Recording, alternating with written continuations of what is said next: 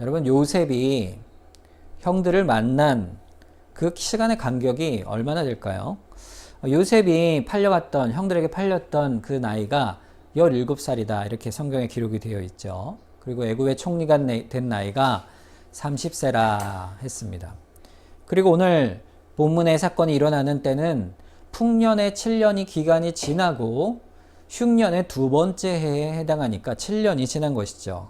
그러니까 지금 9해가 지난 것이죠. 그러니까 지금 요셉의 나이는 39살입니다. 17살에 가서 39살에 갔으니까 한 22년 만에 자기의 형들을 대면하게 된 것이죠. 여러분, 22년의 그 긴 세월 동안에 형들이 그 먼 길을 찾아서 오는 그 모습을 총리가 되어서 그 자리에서 형들을 봤을 때 요셉의 그 마음이 어땠을 것 같습니까? 그 마음에 무엇보다도 그 마음의 중심은 그리고 하나님께서 그 섭리의 역사를 이루어 가셨구나 하는 그 마음의 전율이 느껴졌을 것입니다. 어떻게 그런 마음을 가졌을까? 하나님께서 그에게 요셉에게 꿈으로 계시하셨던 그 일을 하나님이 이루신 것이 바로 이것이로구나. 하나님의 뜻과 계획, 그 깊은 깨달음과 동시에 하나님의 그 인도하심에 대한 섭리에 대한 감사와 찬송이 아마 요셉 마음 깊이 솟아났을 것입니다. 자, 그런데 그런 요셉이 당장이라도 자기 형들에게 자신을 드러내고 울며 오늘 이 본문처럼 통곡하며 그들을 끌어안고 자신의 마음을 표현할 수 있었을 텐데 요셉은 내내 그렇게 하지 않죠. 오히려 꾹 참습니다. 그리고 형들을 정탐꾼이라 그리고 시므온을 가두고 사랑하는 동생 베냐민을 데려오도록 합니다. 결국 데려왔는데 거기서 잔치상을 베풀어 즐겁게 마음을 주다가 또 그 베냐민 자루에 은잔을 넣지요. 그래서 결국 다시 요셉의 앞에 돌아올 수밖에 없게 하는 그 장면, 끝끝내 그때까지 자신을 드러내지 않습니다. 자, 그런데 이 돌아온 그때 바로 요셉이 오늘 본문에 들어오면서 마침내 큰 울음을 터뜨리고 맙니다. 이 폭발적인 이 울음이요, 얼마나 큰 울음이었는지요. 통곡 소리와 함께 소리를 질러 우는 거예요. 하! 그러면서 우는 거예요. 그러니까 얼마나 크게 울었는지 이 바로의 궁전에 전체에 들릴 정도로 울었다. 이렇게 기록이 되어 있죠. 여러분, 요셉이 도대체 왜 울었을까요? 지금까지 꾹꾹 참아왔는데 어떻게 무엇 때문에 그 울음을 터뜨렸을까요? 그것은 바로 그 앞에 있는 유다 그 형들의 모습 때문이었습니다. 바로 베냐민의 목숨을 살리고자 나를 종을 대신하여 종으로 삼으소서 했던 그 유다의 모습 속에서 과거에 자신을 팔아 넘겼던 형들이 이제는 아니고 이제는 베냐민을 아끼고 보호하며 자신을 내어주는 형들의 모습을 본 거죠. 거기서 무엇을 본 걸까요? 바로 형들의 내면에 그들의 영혼에 변화된 모습을 요셉이 확인을 하게 된 것입니다. 자, 그것을 본 요셉의 마음은 어땠을까요? 그 마음에 있던 형들을 향한 미움, 원한과 자신에게 하겠던 형들의 모든 죄악들을 다 용서할 만한 그 마음에 맺힌 것들이 다 풀어진 것이에요. 바로 유다와 형들이 이전에 자신을 팔았던 형들이 아니고 이제는 베냐민의 목숨을 구하기 위해 자신을 내어 던지고 아버지의 슬픔과 그 고통과 생명을 건져내기 위해 자신을 내어놓는 유다의 모습을 본 것이죠. 그때 이 요셉의 마음에 맺힌 것들이 싹 녹아내리는 것입니다. 그리고 마침내 눈물이 쏟아져 내리는 것이죠. 여러분, 베냐민의 목숨을 살리기 위해 자신의 목숨을 담보로 내어놓는 유다의 탄원 속에는요, 그 속에는 자신들이 요셉을 팔아넘겼던 그 죄, 하나님 앞에 불순종했던 그들의 그 죄가 결국에는 온전한 회개로 바뀌었다는 사실을 결국 요셉이 보게 된 것이죠.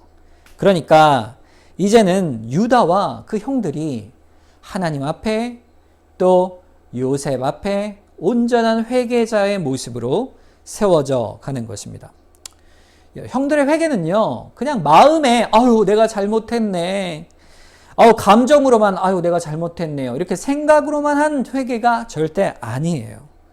지금 바로 목숨이 내어 걸린 위기의 상황 속에서 베냐민의 목숨을 지키기 위해 아버지를 위하여 자신의 목숨을 내어놓는 사랑과 희생으로 변화된 참된 회개의 실천으로 나아가는 형들의 모습이, 회개의 모습이 온전히 드러나고 있는 것이죠. 그러므로 요셉은 더 이상 견딜 수가 없는 것이에요. 그런 요셉은 자신의 모습을 이제야 드러내는 것입니다. 막 울며 주체할 수 없으며, 오늘 본문 1절에 이렇게 되어 있죠. 요셉이 시종하는 자들 앞에서 그 정을 억제하지 못하여 소리질러 모든 사람을 자기에게서 물러가라 하고 그 형제들에게 자기를 알리니 그때 그와 함께한 다른 사람이 없다 그랬어요. 여러분, 왜 그 알릴 때 다른 애굽 사람들은 다 물러가라 이렇게 말을 하잖아요. 형들과 남은 자리에서만 비로소 자기가 요셉임을 밝힙니다. 도대체 왜 그랬을까요? 왜 그랬을까요? 왜 이 사람들을 다 물려냈을까? 얼마나 급하면 오늘 본문에 보면 소리를 질러 물러가라, 빨리 나가라 이렇게 하며 울음이 막 터져 나오려 하는 그 순간 사람들을 물려냅니다. 그리고 비로소 자신을 드러내요. 왜 그랬느냐? 그것은요, 요셉의 마음을 볼 수가 있는 것이죠. 형들을 향한 용서의 마음을 보게 됩니다. 요셉이 마음에 만약에 그 용서의 마음을 주위 사람들이 있는 중에 이야기하였다면 아마도 주위 사람들이 그 대화 속에서 형들이 혹시라도 자신을 팔아 넘긴 자들이라는 사실을 그들이 알게 될지 모르는 것이잖아요.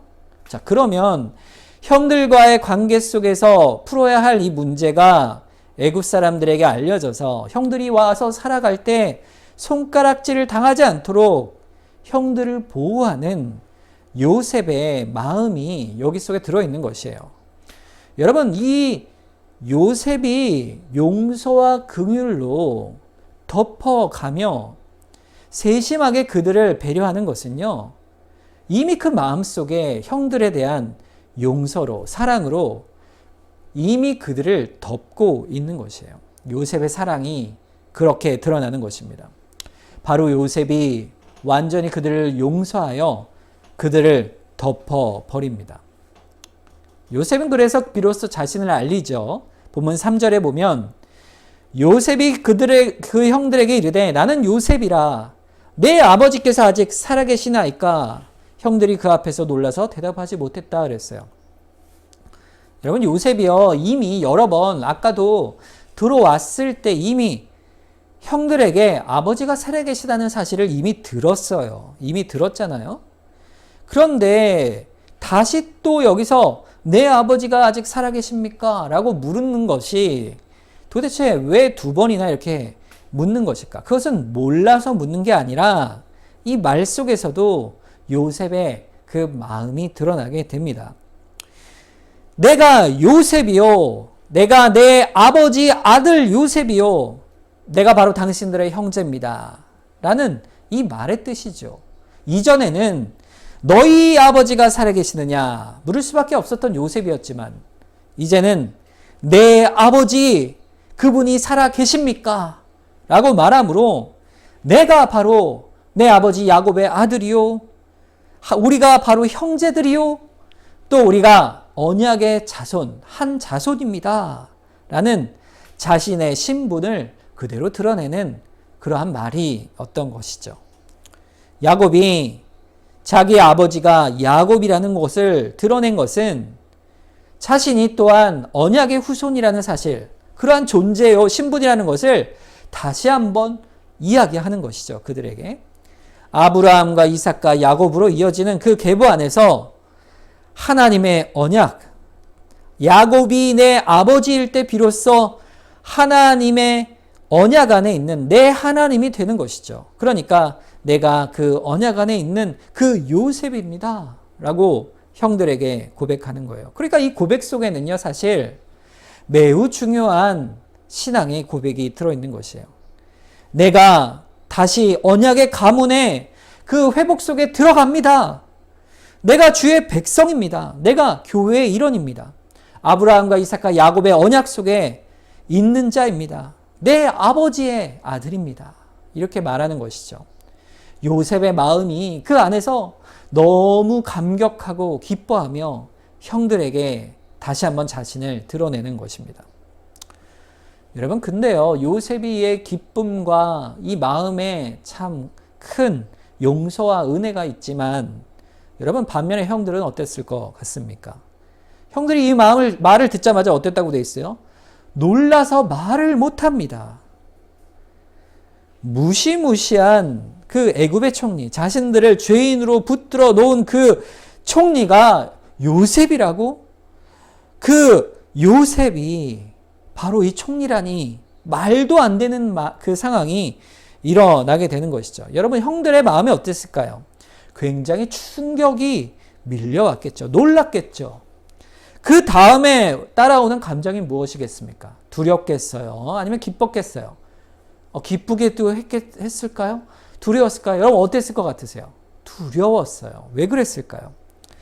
그 어마어마한 애굽의 총리의 권세 앞에 자신들의 목숨이 좌지우지되는 죄인의 누명을 쓰고 서 있는데, 그 권력자가 요셉이라고? 우리를 이리 다룬 자가 요셉이라고? 만약 정령코 요셉이라면 우리가 어찌 될 것인가? 죽음의 그림자가 그들 앞에 드리워지는 것이죠. 등골이 소름이 돋고 두려움에 떨며 요셉에게 지은 죄가 내가 무엇인가? 다시금 그 마음을 찌르게 되는 것입니다. 여러분, 만약에 우리 앞에 오늘 주님께서 지금 문 앞에서 똑똑 두드리시며 나다, 내가 왔다, 이렇게 여러분 앞에 오시게 되면 여러분 어떠실 것 같으세요? 와, 주님이 오셨다, 드디어 내가 기다리던 주님이 오셨어 하고 막 달려나갈 수가 있을까요? 여러분, 그 생각에 어떤 생각이 드실 것 같으세요? 드디어 내가 주님을 뵙는구나 싶은 행복감에 쫙 젖어 있어서 주님 앞에 달려나갈까요? 아니면 아차, 내가 아직 회개하지 못한 것들이 있는데 싶은 생각이 먼저 밀려들겠습니까? 그 유명한 미술 평론가 중에 한 분이 계신데, 그분이 목사님 아들이셨어요. 유명한 목사님 아들이신데, 이분이 미술을 전공하시니까 이제 하면서 이제 하나님 교회를 떠난 것이죠. 그래서 이제 술도 먹고 그림도 그리고 놀고 이러면서 이제 마음속으로 하나님이 계시면 계시고 안 계시면 안 계시지 하면서 자기 하고 싶은 대로 자기 말대로 방탕하게 살았다고 합니다. 자, 그런데 그 마음속 한편에 이런 마음이 있었대요. 하나님이 언젠가 나를 부르시겠지. 그러면 하나님께 나아가면 되지. 이런 배짱이 있었다고 해요. 목사님 아들이니까 그런 이제 어떤 많은 얘기를, 믿음에 대한 얘기를 많이 들을 수 있죠. 그럴 수 있겠죠. 그런데 그건 막연한 자기 위로예요. 그렇게 살다가 하나님이 데려가시면 그냥 끝나는 거죠. 그대로 자기 마음대로 방탕하게 살다가 데려가실 수도 있는 것입니다.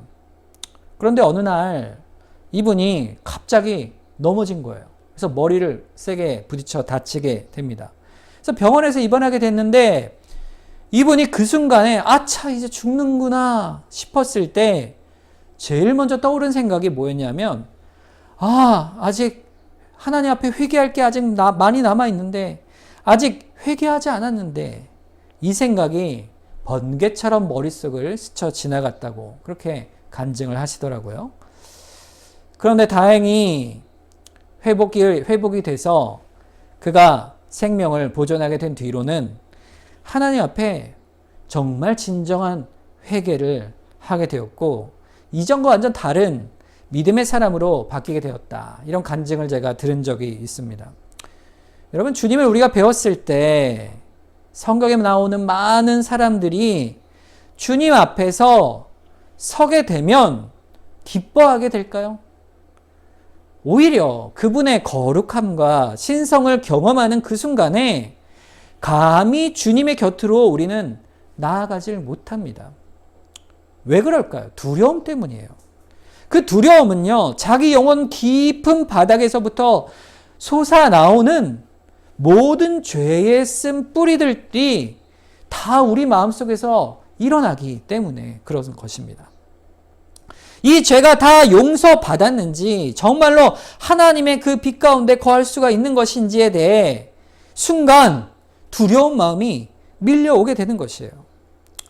예수 그리스도를 온전히 믿어 죄사함을 온전히 받았다 하는 그 믿음이 온전히 있는 신앙이 좋은 사람이라도요, 막상 주의 영광의 광채를 보게 되어지면 그 앞에 주저없이 달려갈 수 있는 사람은 사실 아무도 없습니다.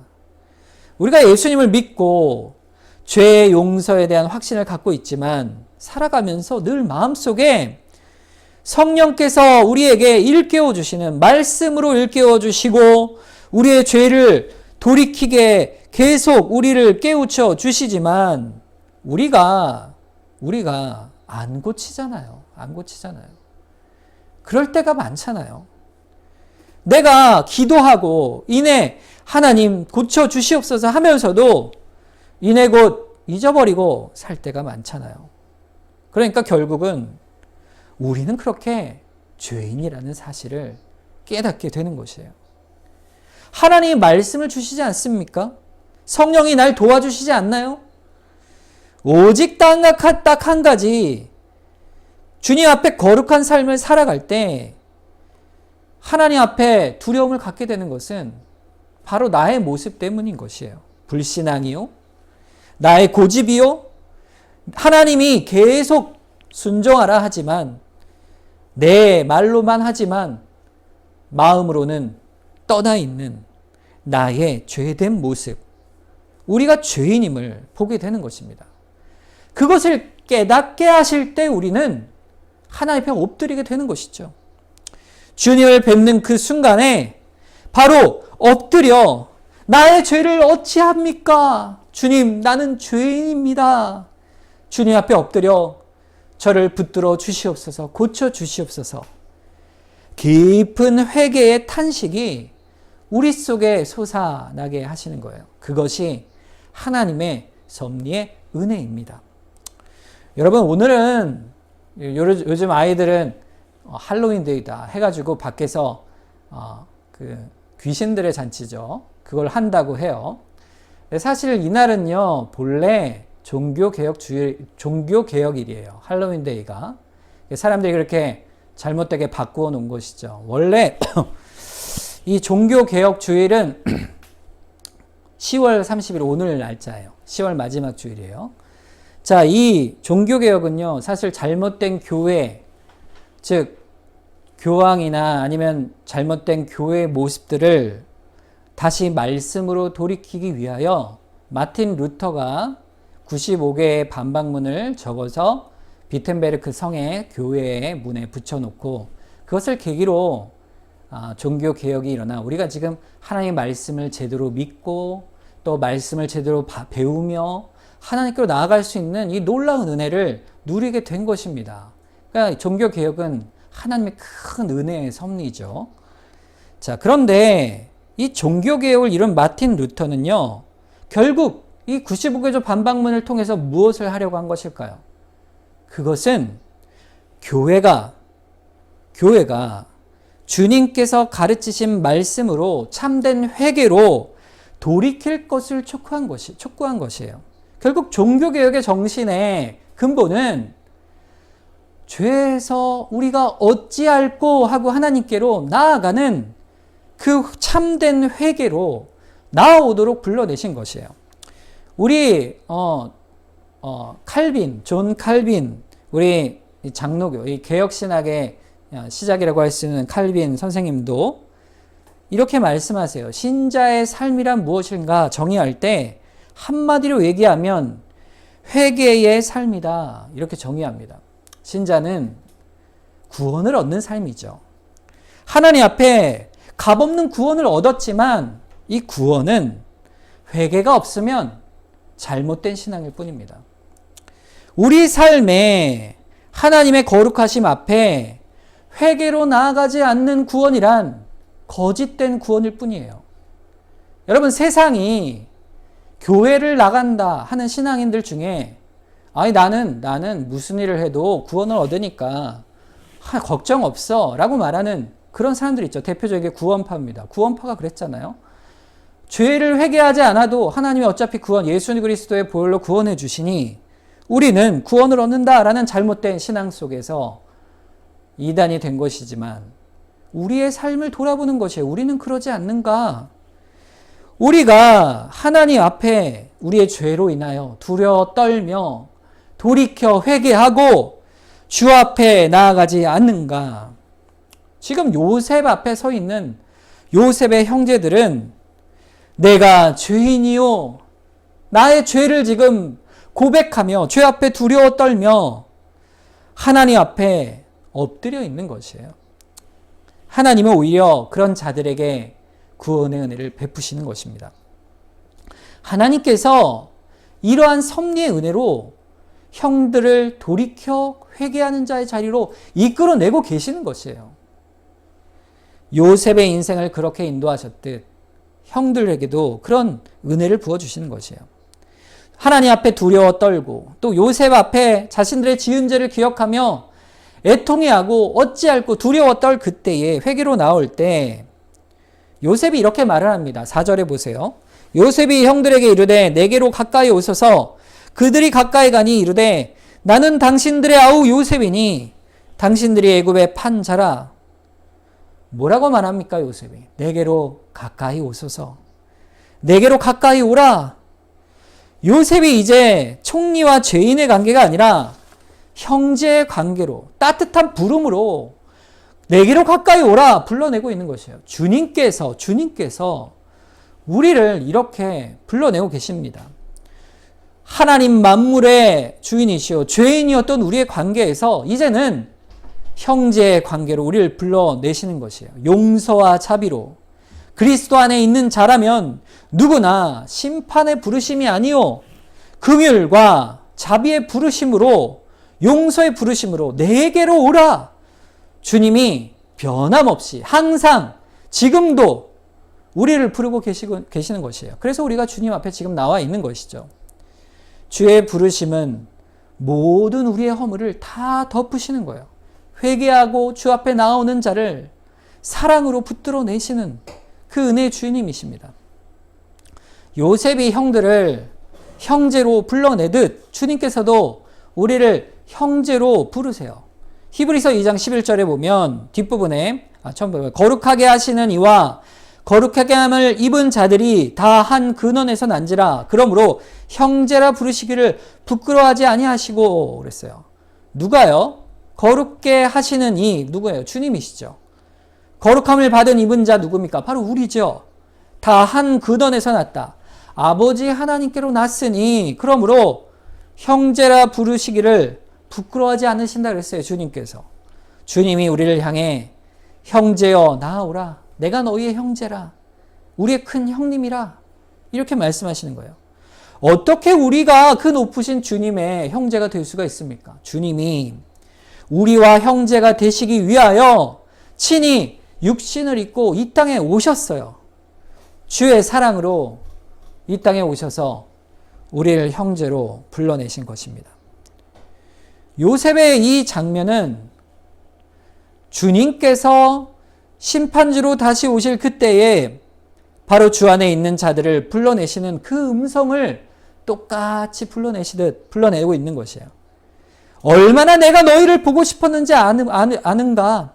우리 영혼을 눈으로 대하시면서 두려움에 떠는 우리를 향해 그저 내가 너희를 사랑하노라. 주의 날개로 덮으시며 우리를 두려움에 떠는 우리를 그저 품어 주시는 것이죠. 우리가 그 믿음을 갖고 지금도 살아가는 것입니다. 주님이 우리의 형이시요 우리를 그날 맞아주실 것을, 그 믿음을 갖고, 확신을 갖고, 우리가 주님이 우리 형제라, 우리는 주의 형제라, 우리는 아버지 하나님의 아들이라, 이 가운데 함께 신앙의 중심으로 나아가는 것입니다. 그래서 두려움에 떠는 자들을 향해서 주님이 마태복음 14장 27절에 이렇게 말씀하시죠. 예수께서 즉시 이르시되 안심하라, 나니 두려워하지 말라, 이렇게 말씀하십니다. 그 두려운 마음을 요셉이 알지요.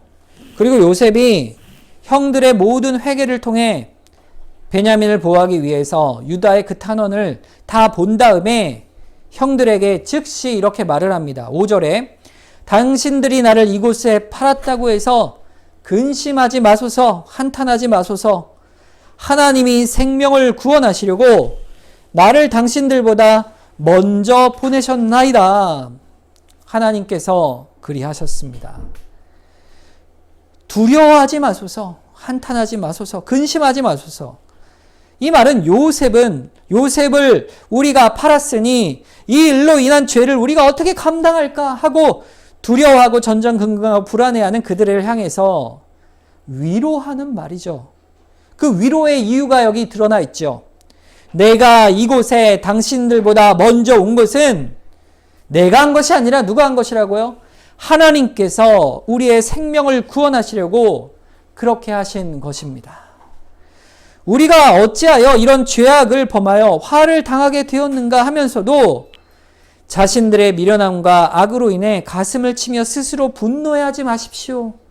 이것은 사실 다 하나님의 섭리 안에 있는 것입니다. 하나님께서 악으로 선을 바꾸사 우리에게 구원을 이루게 하셨습니다. 실제로 하나님께서 그들의 구원을 이루어내시죠. 2년 동안에 6년 동안의 기간이 지났지만 앞으로도 5년 동안 그들이 가나안 땅에 그저 살았으면 다 굶어 죽었을 것이에요. 그러나 이 모든 구원의 일을 예비하셔서 하나님께서 그를 애굽의 총리로 세우시고 애굽을 살리려고 하신 것이 아니라 바로 우리 하나님의 백성이요, 우리 가족을 살리시고 보존하시고 하나님의 약속의 후손을 번성케 하시고 결국 하나님의 약속을 이루시고 기억하시기 위하여 이곳으로 인도하신 하나님의 은혜의 섭리라, 그 말을 고백하고 있는 것입니다. 여러분, 하나님의 언약이 무엇입니까? 아브라함과 이삭과 야곱을 통해서 하늘의 별과 같이 해변의 모래와 같이 너의 후손을 창대케 할 것이라 말씀하신 그 언약의 복을 실현하시기 위해서 주님께서는 나를 애굽의 총리로 삼으시고 애굽의 총리의 권위로 가족들을 보호하여 생명을 보존하게 하셨으니 바로 우리를 구원하여 살리고자 하신 것입니다. 이렇게 고백하게 되는 것입니다. 여러분, 이렇게 되면 요셉이 하나님의 그 섭리를 얼마나 깊이 정말 그 인생 속에서 이해하고 있는지를 우리가 볼 수가 있는 것이죠. 여러분, 우리가 사는 인생은요, 이렇게 하나님의 섭리 가운데 있는 것이에요. 이 섭리를 아는 자는요, 하나님의 일하시는 섭리를 깨달은 자는요, 고백할 수가 있는 거예요. 하나님이 나를 먼저 이리 보내신 것입니다. 그러니 두려워하지 마소서. 악을 선으로 바꾸시는 하나님이니 구원은 하나님께 있습니다. 이렇게 고백할 수가 있게 되는 것입니다. 여러분, 우리가 사는 인생은요, 우리가 사는 인생 속에는요, 두 가지의 원인이 있어요. 우리가 섭리의 과정 속에 예전에 우리가 공부도 했지만 우리가 자연 세계 안에서의 인과관계가 있죠. 먼저는 사람들이 생각하고 선택하여 판단하여 행위로 할 때 그 결과로 먼저 드러나는 제2 원인이 있습니다. 우리가 두 번째 원인이에요. 그래서 우리가 어떤 행위를 판단하여 했을 때 그 결과를 우리가 얻을 수가 있죠. 그것이 악한 행위일 때 그것에 대한 악한 결과를 얻을 수도 있고 선한 행위일 때 선한 결과도 얻을 수 있습니다. 그러나 이 모든 우리의 삶의 모습 속에서 우리를 다 주관하시는 그러한 일들 속에서 우리의 모든 제2 원인을 덮으시는 제1 원인이 있으니 그게 누구십니까? 바로 하나님이 행하시는 일들입니다. 그것을 우리가 섭리라 말하는 것이죠. 여러분, 요셉의 상황 속을 가만히 들여다보세요. 형들의 잘못된 판단과 선택으로 동생을 시기하여 죽이고자 했고 그를 팔아 넘겼잖아요. 그런데 요셉이 결국 노예로 팔려갑니다. 그리고 그것에서 다시 억울한 누명을 쓰고 감옥에 갇히게 되죠. 그리고 그곳에서 해몽을 해 주었으나 술 맡은 간원장이 잊어버리고 꿈을 기억하지 못합니다. 그래서 또다시 고통의 기간을 겪습니다. 이런 모든 과정에 악한 선택들과 모양들이 있지만, 사람의 선택들이 있지만, 그러나 그 속에서 하나님은 그를 애굽의 총리가 되게 하십니다. 먼저는 요셉에게 하나님의 뜻의 계시를 꿈으로 나타내 보여주시고 그 꿈을 얘기할 때 형들이 그 마음에 시기하여 그를 죽이고 팔렀으나 결국에는 그 인간의 악한 모양도 선한 일로 도모하여 거기서도 하나님이 동행하셔서 노예가 되었으나 하나님의 동행하심으로 그를 다시 건져 주시고 결국에는 애굽의 총리가 되게 하시기까지 바로의 꿈을 통해 그를 회복하시는 하나님의 놀라운 계획과 섭리의 역사를 우리가 쭉 보게 되는 것이죠. 요셉과 함께 하시는 하나님의 놀라운 은혜를 보게 되는 것입니다. 하나님이 이 모든 일을 심지어 고난 속에서도 이루어 가시는 것이에요. 만약에 요셉이 감옥에 들어가지 않았다면 어찌 됐을까요? 보디발의 아내에게 간악한 억울한 누명이 없이 어떻게 감옥에 들어갔겠어요? 그 속에서 술 맡은 간원장의 꿈을 해석하지 않게 되었겠죠. 그러나 그 시련 속에서도 요셉에게는 순전한 믿음이 있었고 그 연단의 과정이 있었던 것이에요. 고난이 있었지만 영적인 유익을 주시고 그 상황 가운데서도 하나님의 손길로 섭리로 이끌어가 주신 것입니다. 형들이 그렇게 시기하여 그를 악하게 팔아버렸으나 결국에는 인간의 악을 하나님의 선한 일로 도모하여 사용하시는 것을 우리는 이렇게 결국에 보게 되는 것입니다. 요셉은 이미 이 모든 하나님의 섭리의 손길을 다 깨달아 알고 있었던 것이에요. 바로 제일 원인인 하나님께서 자신의 인생을 그 어떠한 제2 원인인 사람들의 선택과 죄악에도 불구하고 하나님께서 그 뜻을 이루어 가시는구나. 그것을 분명히 본 것이죠. 자, 그런데 보세요. 인간의 관계를 따져보면요. 우리의 편에서 볼 때 형들이 요셉이라는 사실을 깨달아 아는 순간에 죽음의 두려움이 확 밀려온 것처럼 자신들의 죄를 인정할 수밖에 없게 되잖아요. 만약 형들이 그래? 우리가 팔았기 때문에 네가 총리가 된 것이라고? 그야말로 참 우리가 잘한 것이니 상을 받아야겠다. 이렇게 될 수가 있습니까? 그럴 수가 없잖아요. 회개하는 자의 태도가 아니잖아요. 그러니까 인과관계 안에서는 하나님의 법 앞에 비추어서 인간의 잘잘못에 대한 죄의 회개와 책망은 하나님께서 다 받아가십니다.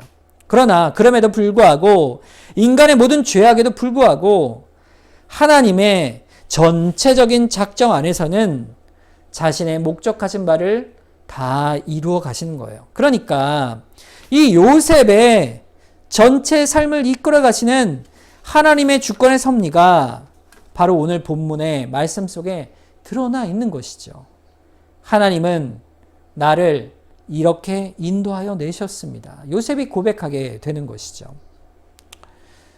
자, 이 모든 과정의 도덕적 책임 가운데에서 형들이 자신의 죄를 깨닫고 회개하며 나아가게 되는 것입니다. 여러분, 많은 기독교인들이 얼마나 많은 죄들 가운데서 구원을 얻습니까? 결국에 신자로 부름받는 사람 우리 모두는요, 사실 원래 선에서 하나님의 부름을 받은 사람들이 결코 아니에요.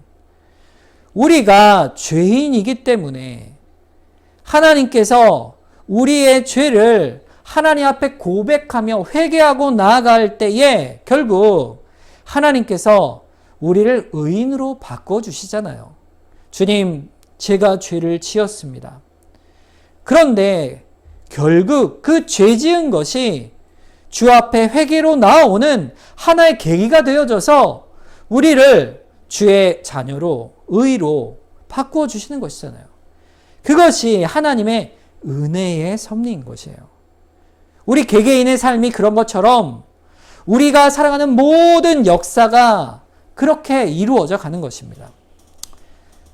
우리가 큰 죄를 그러나 범하여 예수를 만난다고 하여 죄를 범한 자기 일이 오히려 잘한 일이라 말할 수 있는가? 그럴 수 없습니다. 로마서 6장 1절과 2절에 보면 그런즉 우리가 무슨 말을 하리요? 은혜를 더하려고 죄를 거하겠느냐? 그럴 수 없느니라.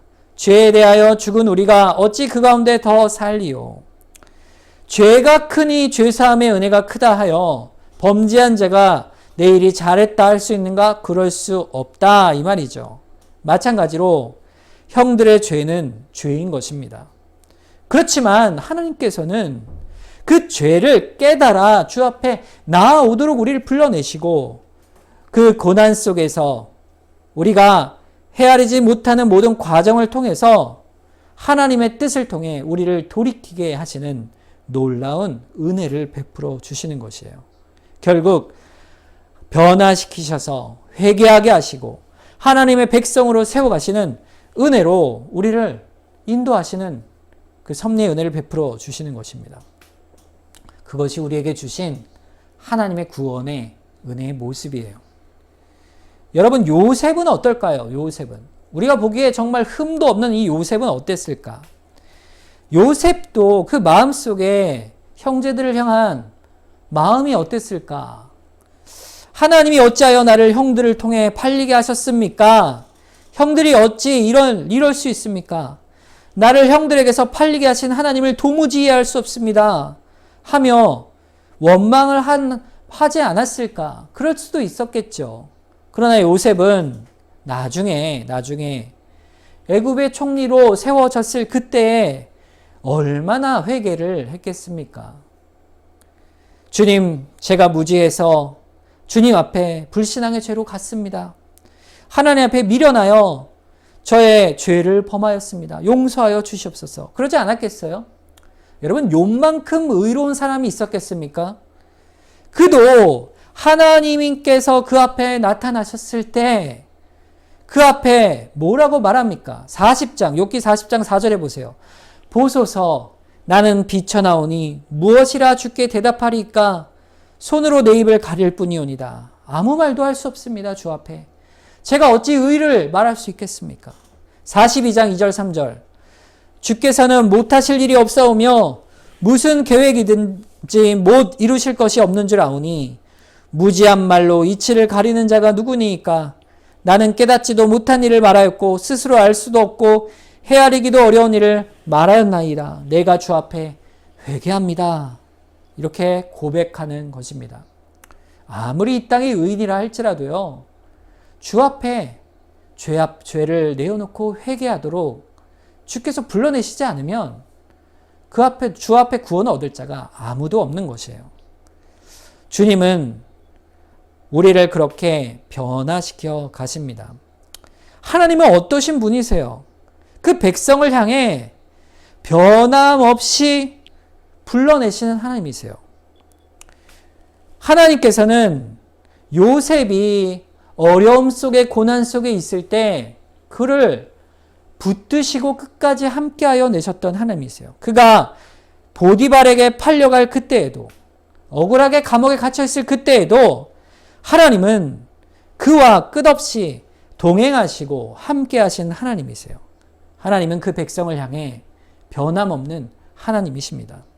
그 은혜 가운데서 고난을 견뎌내고 인내하여 우리로 그 은혜 가운데로 나아가도록 불러내신 하나님이세요.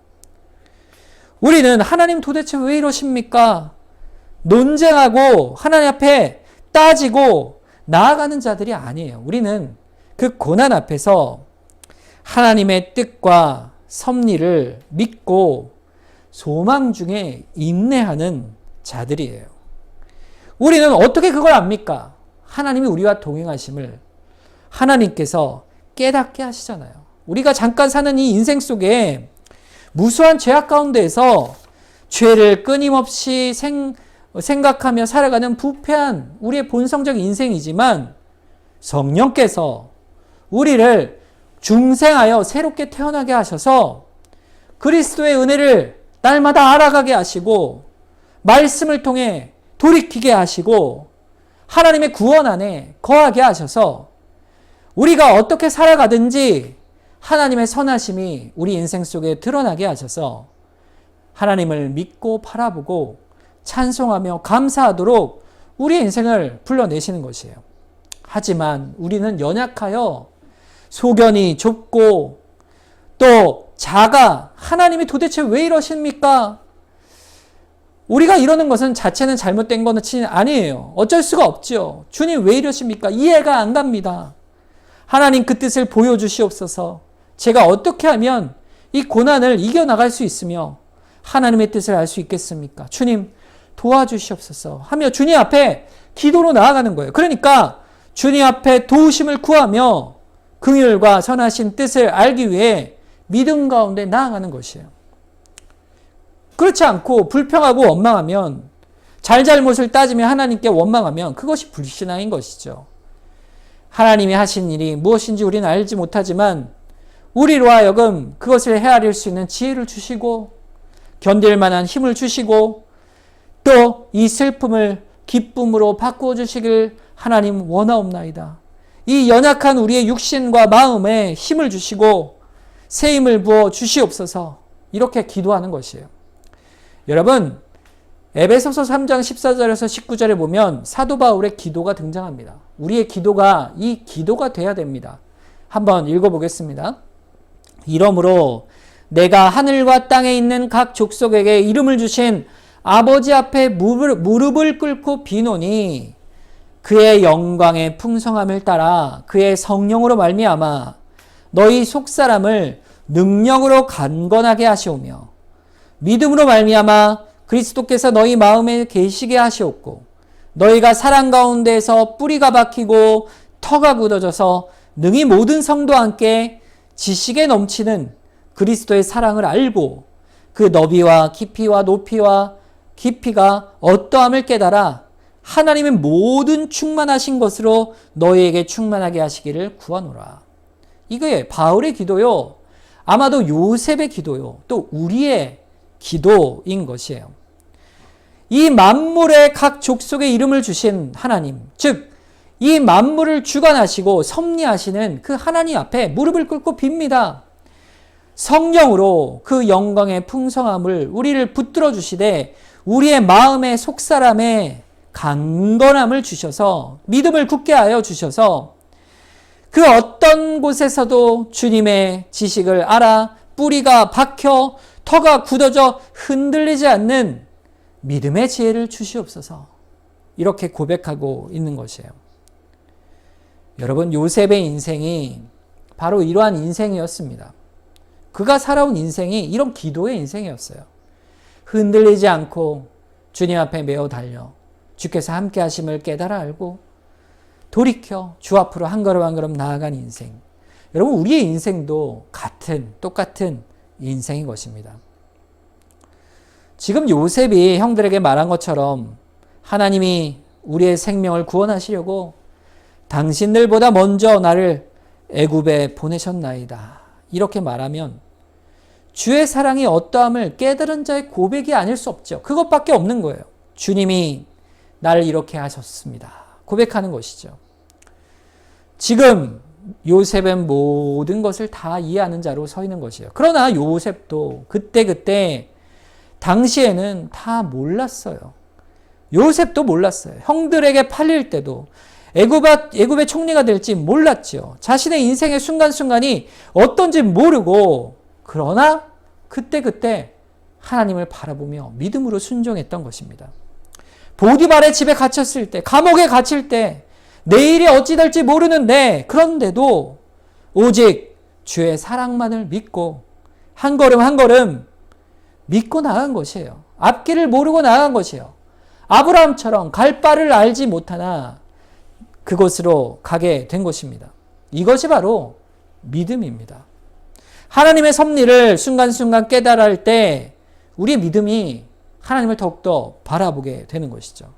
그러다가 한 걸음 한 걸음 인생이 다다르는 그곳이 어디입니까? 바로 예수 그리스도의 은혜의 나라, 바로 천국, 우리가 가게 될 그 도성, 하나님의 도성에 이르는 그 좁은 길을 한 걸음 한 걸음 걸어 나아가는 것이죠. 오늘 말씀은 결국 하나님은 약속을 따라 이스라엘을 세워 가신다라는 것을 보여주시는 것이에요. 이 형제들이 결국 어떻게 됩니까? 많은 민족을 애굽에서 이루어 출애굽을 하여 결국 약속의 땅 가나안으로 하나님이 인도하여 내시죠. 그리고서는 구약의 교회를 세우십니다.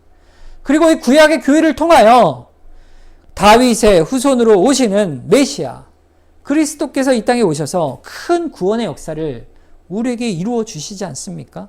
이 구원의 오랜 역사를 하나님의 약속 가운데 틀림없이 이루어 내시는 것처럼 이 큰 구원의 역사 속에 살아가는 나의 개개인의 한 사람 한 사람의 역사도 하나님의 선하신 뜻 가운데에서 믿음의 인생을 살아가고 하나님 나라에 이르는 그 날까지 지금도 하나님께서 그 구원의 역사를 우리의 삶 가운데 하나하나 이루어 가시고 계신 것입니다. 우리 교회 또한 하나님의 뜻대로 선한 목적으로 이렇게 이끌어 가시는 것이죠. 하나님께서는 하나님의 영광을 위하여 결국에는 우리의 삶도 우리 교회도 끝까지 붙들어 가시는 것입니다. 오늘 말씀을 우리가 기억하면서 하나님께서 나의 인생을 섭리로 붙드심을 다시 한번 고백하며 하나님, 나의 믿음이 연약하고 죄인된 모습이 있습니다. 그러나 주님 앞에 다시 한번 회개하고 엎드리며 나아갑니다. 주님, 제가 주님 앞에 다시 한번 나아가겠습니다. 도와주시옵소서. 저의 믿음을 붙들어 주시옵소서. 이렇게 주님 앞으로 다시 한번 나아가며 주님께로 나아가는 이 시간 되길 원합니다. 함께 기도하겠습니다.